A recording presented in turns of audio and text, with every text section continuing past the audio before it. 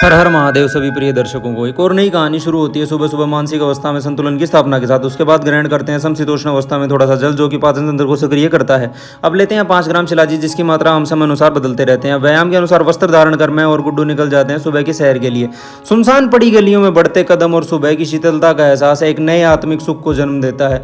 सुबह सुबह दर्शन होते हैं बहुत ही शांत चित्त नंदी महाराज के। पित्त वृद्धि को ध्यान में रखते हुए हम निश्चय करते हैं कि सुबह खाली पेट सफेद पेठे का रस भी ग्रहण करेंगे, क्योंकि वास्तव में यह एक चमत्कारी औषधि का काम करती है। और जूस वाले भाई साहब भी अपनी कर्तव्य निष्ठता एवं ईमानदारी का परिचय देते हुए हर रोज इसी समय इस स्थान पर मिलते हैं। गुड्डू वैसे तो इस तरह की चीज़ों के सेवन से निषेध करता है, किंतु बहुत से फायदे गिनवाने के बाद उसे भी लगता है कि 2-4 घूंट पी लेने में क्या ही अर्ज होगा।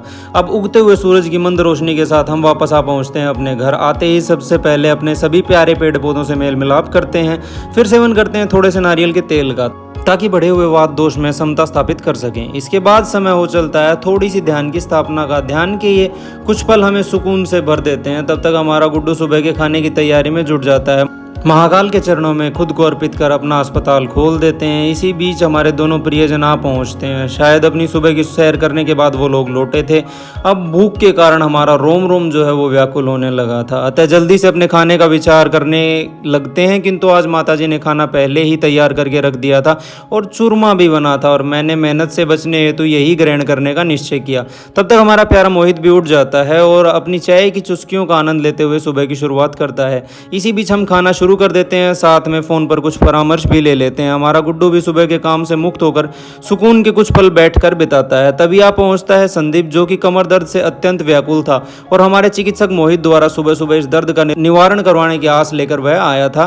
मोहित ने तुरंत ही अपने चिकित्सक होने की कुशलता को दर्शाते हुए संदीप को दर्द से राहत दिलाई। अब नहा धोकर मोहित निकल पड़ता है अपने अस्पताल के लिए। तब तक समय हो चलता है सभी के भोजन ग्रहण करने का। आज भोजन के लिए हमारी प्यारी बहन भी आई हुई थी। गुड्डू सबके लिए जल्दी जल्दी गर्म गर्म रोटियां तैयार कर देता है। तब तक समय हो चलता है अपना अस्पताल बंद करके सुस्ताने का। मरीजों के अत्यधिक आवागमन के कारण आज कुछ ज्यादा ही मानसिक थकान महसूस हो रही थी। सुस्ताने लगा ही था कि आ जाते हैं कमरे में वॉलपेपर लगाने वाले भाई साहब, तो मैं भी उठने का निर्णय कर ही लेता हूँ। उठकर थोड़े से बादाम खाता हूँ, क्योंकि सुबह खाने भूल गया था।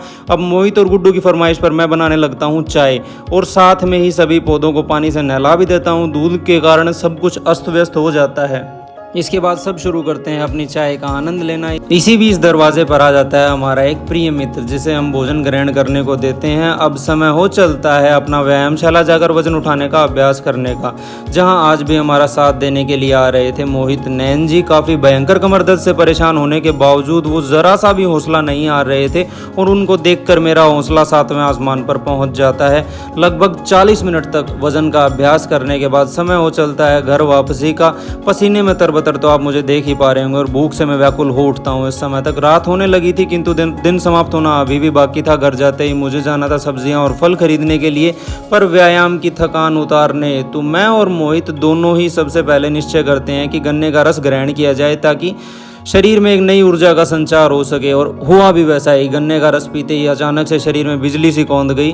अब आए तो थे फल खरीदने, लेकिन एक भी जगह हमें खाने लायक फल दिखे नहीं, तो हम निराश मन के साथ आ जाते हैं सब्जी वाले के पास। सब्जियां खरीदने के बाद जाते हैं घर का सामान व दूध आदि लेने के लिए। दूध खरीदते हैं सबसे पहले, उसके बाद घर के रसोई के अन्य सामान खत्म हो चुके थे वो भी खरीदते हैं। घर आते ही मुलाकात होती है हमारे प्यारे प्रियजनों से। इन्हें आज के खाने के लिए गुड्डू ने आमंत्रित किया था।